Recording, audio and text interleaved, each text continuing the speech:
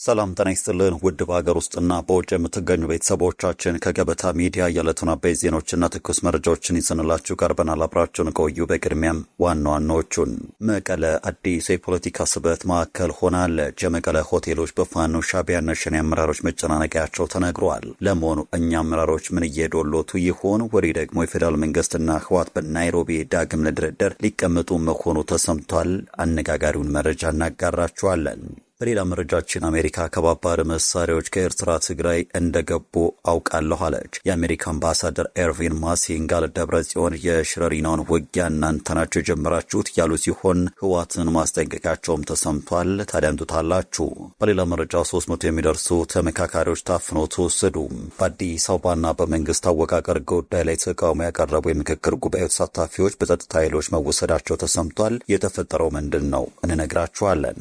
ወዲህ ደግሞ የፖለቲካ እስረኞችን ከማይካድራ ጭፍጨፋ ፍርደኞች ጋር በይቅርታ አንድ ላይ ለመፍታት መታቀዱ ተሰምቷል። ተቃውሞ አስነስቷል። ዝርዝሩን ይዘናል።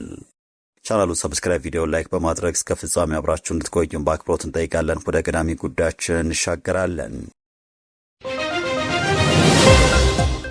መቀለ ከአራቱም የኢትዮጵያ አቅጣጫዎች በመጡ የታጣቂ ድርጅት አመራሮች መጨናነቋ ሲሰማ ጽምዶ የተባለውን የታጣቂዎች ህብረት እያስተባበረ ያለው ህወሓት ወዲህ ደግሞ ከፌዴራል መንግስቱ ጋር ሚስጥራዊ ድርድር ለማድረግ መስማማቱን የተመለከተ ጥብቅ መረጃ ወጥቷል። በአንጻሩ የብልጽግናን መንግስት በመቃወም መሳሪያ አንስተው የሚንቀሳቀሱ ታጣቂ ኃይሎች እርስ በርስ እርቅ ለማውረድ ለመመካከር እና አንድ የጋራ ወታደራዊ ኮማንድ ለመመስረት መቀለ መከተማቸውን የከተማ ነዋሪዎች ተናግረዋል። እንደ ከተማ ነዋሪዎች አገላለጽ በፊት በጠቅላይ ሚኒስትር አብይ ከበሻሻ የበለጠ የፖለቲካና ወታደራዊ ስበት ማዕከል እንዳትሆን ተደርጋለች የተባለችው የመቀለ ከተማ አሁን ላይ ከአዲስ አበባም የበለጡ የብዙ ፖለቲካዊና ወታደራዊ ኃይሎች መሰባሰቢያና የቀጠናው ፖለቲካዊ ስበት ማዕከል ሆናለች የተባለ ሲሆን መቀለ በርካታ የተቃዋሚ ጎራ ይዘው ተሰልፈው የነበሩ ኃይሎች በፖለቲካ ማዕከላቸው ያደረጓትና አንድ ጠረጴዛ ላይ ካርታ ዘርግተው የጋራ የጦር ስልት የሚነድፉባት ቤዝ ሆናለች ሲሉም ያክላሉ። በከተማዋ ሆቴሎች የአፋር፣ የአማራ፣ ኦሮሚያ፣ ቤንሻንጉል፣ ሶማሊያና የሌሎችን ብሔር ብሔረሰቦች ፖለቲከኞችና ወታደራዊ አዛዦች ማየት የተለመደ መምጣቱን የሚናገሩት የከተማ ነዋሪዎች ከተማዋ በኢትዮጵያውያን ብቻ ሳይሆን በአዲያሎ ቤተመንግስት እስከ ፖርት ሱዳን ቤተመንግስት ጆሮ የሚጣልባት ሆናለች ሲሉም ያክላሉ። ከተማዋ አሁን ከሁሉም ብሔር ብሔረሰቦች የሚመጡ አዲስ እንግዶች ማየት የተለመደ መሆኑን የገለጹ አንድ የመቀለ ነዋሪ ከታጣቂ ኃይሎች አመራሮችና አባላት ሁኔታ መረዳት የሚቻለው ልዩነቶቻቸውን አስወግደው ለጋራ ትግል ቁርጠኛ መሆናቸው ነው በማለት ጦርነት መቀስቀሱ እንደማይቀር ህዝቡ እርግጠኛ ሆኖ እየተጠባበቀ መሆኑን አክለዋል። በአንድ በኩል ጦርነት የተዘጋጀ የሚገኘው ህወሓት፣ በሌላ ጽንፍ ደግሞ ከፌዴራል መንግስት ጋር በኬንያ ናይሮቢ ለመወያየት መስማማታቸውና የውይይቱ ቀን መቆረጡ ተነግሯል። የፌዴራል መንግስትና የህወሓት አመራሮች በሚቀጥለው ሳምንት በኬንያ ናይሮቢ ለዳግም ውይይት ቀጠሮ መያዛቸው የታወቀ ሲሆን ሂደቱን ኦሉሴጉን ኦባሳንጆ፣ ዊሊያም ሩቶና ኡሁሩ ኬንያታ ይመሩታልም ተብሏል። ከሰሞኑ በሶማሊያ የኢትዮጵያ አምባሳደር ሱሌማን ደደፎ ከህወሓት ጋር ምንም አይነት ድርድር ሊደረግ አይገባም በማለት መግለጻቸው የድርድር መንገድ መጀመሩን ጠቋሚ ነው በሚል ብዙዎች ሲገልጹት ነበረ። በቀጣይ መረጃችን አሜሪካ ከባባድ መሳሪያዎች ከኤርትራ ትግራይ እንደገቡ አውቃለሁ አለች። የአሜሪካው አምባሳደር ኤርቪን ማሲንጋ ለደብረጽዮን የሽረሪናውን ውጊያ እናንተ ናችሁ የጀመራችሁት ያሉ ሲሆን ህወሓትን ማስጠንቀቃቸውም ተነግሯል። ዩኤምዲ ሚዲያ ምንጮች ዋቢ አድርገው በወጣው ዘገባ አምባሳደር ማሲንጋና ዶክተር ደብረጽዮን ገብረ ሚካኤል በቅርቡ የስልክ ውይይት አድርገዋል። የህወሓት ምንጮች እንደተናገሩት ደብረጽዮን ገብረ ሚካኤል ባለፈው ማክሰኞ በተካሄደ የፖሊት ቢሮ ስብሰባ ላይ በሽረሪና ግጭት ከተቀሰቀሰ በኋላ ዋሽንግተን ጸጥ እንዳለች በማለት በኢትዮጵያ አሜሪካ አምባሳደር ኤርቪን ማሲንጋ አነጋግረዋል። ሊቀመንበሩ በስብሰባው ላይ ባቀረቡት ሪፖርት ትግራይ እየተጠቃች እያለ አሜሪካ ለምን ጸጥ አለች ብለው አምባሳደሩን እንደጠየቁ ገልጸዋል። አምባሳደሩ ምላሽ ሲሰጡ ለውጥረቱ መባባስ ጠያቂው የህወሓት አመራር እንደሆነ ጠቁመው በተለይም በቅርቡ በትግራይ ሁሉም ከተሞች የተደረገውን ህዝባዊ ስብሰባና የዲፕሎማሲያዊ ጥረቶችን አካሄድ በማንሳት ምላሽ ሰጥተዋል። ጥቃቱን የጀመራችሁት እናንተ ናችሁ ሲሉ አምባሳደሩ ብርቱ ትችትም ሰንዝረዋል። ህልውናችን በብልጽግና መቃብር ላይ ያላችሁ እናንተ ናችሁ፣ ዲፕሎማሲን የጠላችሁና ያዳከማችሁ እናንተ ናችሁ ብለዋል።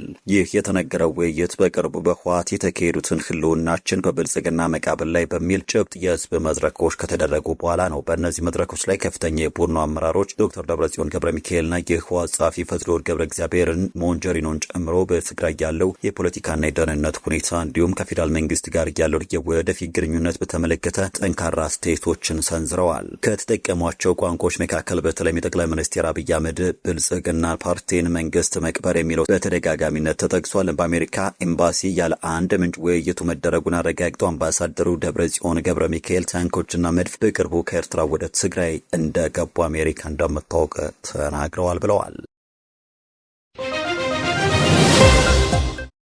በቀጣይ መረጃም 300 የሚደርሱ ተመካካሪዎች ታፍኖ ተወሰዱ። በአዲስ አበባና በመንግስት አወቃቀር ጉዳይ ላይ ተቃውሞ ያቀረቡ የምክክር ጉባኤ ተሳታፊው በጸጥታ ኃይሎች መወሰዳቸው ተነግሯል። ታፍነው ከተወሰዱት መካከል ግማሾቹ ፓርቲያቸው ያስቀመጠውን አቅጣጫ አልተገበሩም የተባሉ የብልጽግና ፓርቲ አባላት ናቸው ተብሏል። ተሳታፊዎቹ ካረፉበት ከሲቪል ሰርቪስ ዩኒቨርሲቲ ታፍነው የተወሰዱት ሌሊት ላይ በድብቅ ነው ተብሏል። ከታሰሩት ውስጥም ከአማራ፣ ደቡብ፣ ሶማሌ፣ አፋር፣ ቤንሻንጉል፣ ጋምቤላ፣ ድሬዳዋና አዲስ አበባ ተወክለው የመጡ መሆናቸው ተነግሯል። የታፈኑት ተመካካሪዎች ወዴት እንደተወሰዱ እስካሁን ማወቅ አለመቻሉ ምንጮች ነግረውናል። ይህ የመንግስት ድርጊት በሌሎች ተመካካሪዎች ላይ ስጋት መፍጠሩን የገለጹት ምንጮቻችን ምክክሩ በጫና እየተደረገ መሆኑን ገልጸዋል። ቦርከና ከተመካካሪዎች ያገኘው መረጃ ጉዳዩ እንደተፈጸመ ያረጋገጠ ሲሆን ከኮሚሽኑ ተጨማሪ መረጃ ለማግኘት ያደረገው ሙከራ አልተሳካም። አዲስ አበባ ጉዳይ በምክክር ጉባኤው ሂደት ከፍተኛ ውዝግብ ከፈጠረ በኋላ በሂደት የሚታይ አጀንዳ ሆኖ ወደ ቀጣይ የምክክር ምዕራፍ ተሸጋግረዋል። ገዢው ብልጽግና ፓርቲ በአዲስ አበባ ሕጋዊ ባለቤትነት ጉዳይ ያስቀመጠው አቅጣጫ በአባላቱ መካከል ክፍፍልም ፈጥሯል። መንግስት በአጀንዳነት በያዛቸው ጉዳዮች ላይ የበላይነት ለመውሰድ ኮሚሽኑ ከሚያውቃቸው ውጪ በመቶዎች የሚቆጠሩ ተመካካሪዎችን አስገብቶ እንደነበረ የዓይን እማኞች ተናግረዋል። በቀጣይ መረጃችን የፖለቲካ እስረኞችን ከማይካድራ ጭፍጨፋ ፍርደኞች ጋር በይቅርታ አንድ ላይ ለመፍታት መታቀዱ ተቃውሞ አስነሳም። በአማራ ክልል ከተቀሰቀሰው ግጭት ጋር በተያያዘ በማረሚያ ቤቶች ተይዘው የሚገኙ በርካታ የፖለቲካ እስረኞች ከመንግስት የቀረበላቸውን የይቅርታ ሰነድ አንፈርምን በማለት ጠንካራ ተቃውሞ ማቅረባቸውን መሰረት ሚዲያ መዘገቡ ይታወሳል። መንግስት የፖለቲካ ታሳሪዎቹን ከ6 ዓመታት በፊት በማይካድራ ከተፈጸመው ዘግናኝ ጅምላ ጭፍጨፋ ጋር በተያያዘ በሰብአዊ ፍጡር ላይ የሚፈጸሙ ወንጀል የተከሰሱና ከተፈረደባቸው አካላት ጋር በአንድ ላይ አደባልቆ በይቅርታ ለመፍታት ማቀዱ ታሳሪዎቹን አስቆጥቷል። የመሰረት ሚዲያ የመረጃ ምንጮች እንደተናገሩት የፖለቲካ እስረኞቹ ይህንን ውሳኔ እጅግ ዘግናኝ የሆነ ግድያ፣ ጭፍጨፋ ፈጽመው ፍርድ ካገኙ ግለሰቦች ጋር እኩል በመሰለፍ በህዝብ ላይ በተመሳሳይ እይታ እንዲታዩ የወንጀሉ ተካፋይ ተደርገው እንዲሳሉ ሆን ተብሎ የተሸረበ ሴራ ነው ሲሉ አውግዘውታል። ታሳሪዎቹ የኢትዮጵያ ሰብአዊ መብቶች ኮሚሽን ኢሰመኮ ይህንን የይቅርታ ሀሳብ አዘጋጅቶ ለመንግስት ማቅረቡን በመግለጽ የኮሚሽኑ እርምጃ እጅግ እንዳሳዘናቸውና ተስፋ እንዳስቆርጣቸው ተናግረዋል። መንግስት በሚመጣው አዲስ ዓመት ከ1300 በላይ ሰዎችን በይቅርታ ለማስፈታት አቅዶ የይቅርታ ደብዳቤ እያስፈረመ ይገኛል። በሕዝብ ተወካዮች ምክር ቤት አባል የነበሩት አቶ ክርስቲያን ታደለን ጨምሮ በርካቶች የቀረበላቸውን አነጋጋሪ የይቅርታ ሰነድ ቢፈርሙም 30 የሚሆኑ ታዋቂ የፖለቲካ እስረኞች ግን አንፈርምም በማለት አቋም ይዘዋል። የቀረበው የይቅርታ ሰነድ አወዛጋቢ ቃል የሚከተለውን ያካትታል። በአማራ ክልል ጽንፈኛው ቡድን በሚያደርገው ትግል ላይ መሳተፌ ስህተት መሆኑን በማመን መንግስትንና ህዝብን ይቅርታ ጠይቃለሁ። በክልሉ ለጠፋው ህይወትና ለወደመው ንብረት ኃላፊነት ወስዳለሁ። ሁለተኛም በእንዲህ ያለ ጸረ ሰላም ተግባር እንደማልሳተፍ ቃል እገባለሁ። ይህንን አድርጌ ብገኝ መንግስት ማንኛውንም እርምጃ እንዲወስድብኝ በፍቃድ እፈርማለሁ የሚል ነው። ይህንን የይቅርታ ሰነድ አንፈርምም ካሉ 30 ታሳሪዎች መካከል አቶ ዮሐንስ ቧያሌው፣ ዶክተር ወንደውሰን አሰፋ፣ ዶክተር ሲሳይ አወቀ፣ መስከረም አበራ፣ ጋዜጠኛ ጎበዜ ሲሳይና ጋዜጠኛ ዳይ በጋሻ ይገኙበታል። እነዚህን ፊርማ የከለከሉ እስረኞች መንግስት ምን እናድርጋቸው በሚል ውይይት እያደረገበት እንደሚገኝ የተገለጸ ሲሆን በአሁኑ ወቅት በማረሚያ ቤት ከወትሮ የተለየ ጥብቅ ፍተሻና የከፋ አያያዝ እየተደረገባቸው ይገኛል። የይቅርታ ሂደቱ መነሻ ከ6 ወራት በፊት የኢሰመኮ ኮሚሽነር አቶ ብርሃኑ አዴሎ ማረሚያ ቤቱን በጎበኙበት ወቅት የገቡት ቃል እንደነበርና በመቀጠልም ከጠቅላይ ሚኒስትሩ ዘንድ ፍቃድ ማግኘታቸውን በመግለጽ የታሳሪዎች ተወካይ ኮሚቴ እንዲመረጥ ተደርገው ነበር። ነገር ግን በአሁኑ ወቅት መንግስት የቀረበውን የይቅርታ ቅድመ ሁኔታና አያያዝ ከባድ ሰብአዊ መብት ጥሰት ፈጻሚዎች ጋር በማደባለቁ በፖለቲካ እስረኞችና በሰብአዊ መብት ተሟጋቾች ዘንድ ከፍተኛ ተቃውሞ አስነስቷል።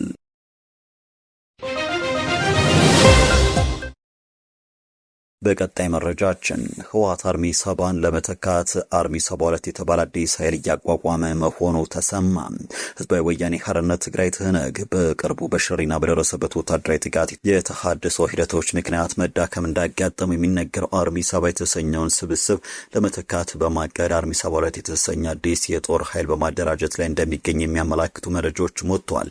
እንደ መረጃ ምንጮቻችን ገለጻ የአዲስ አደረጃጀት በኮሎኔል ገብረስላሴ እንዲመራ የተደረገ ሲሆን የሰው ኃይሉንም በተለያዩ አካባቢዎች ተበትነው ከነበሩትና ከተለያዩ ክፍለ ጦሮች በተቀነሱ አባላት በመተካት መዋቅሩን እንደገና ህያው ለማድረግ ያለመ እንቅስቃሴ መሆኑ ተጠቁሟል። አርሚ 70 በሱዳን አጎራባች ድንበሮችና በሽረሪና አካባቢዎች ይንቀሳቀስ እንደነበር የሚታወስ ሲሆን በቅርቡ በተወሰደበት ድንገተኛ ወታደራዊ እርምጃና በርካታ አባላቱ ወደ ብሔራዊ ተሃድሶ ኮሚሽን ገብተው ትጥቅ የማስፈታትና የመበተን ሂደት ውስጥ በመግባታቸው ምክንያት መዋቅሩ መፍረሱ ይነገራል።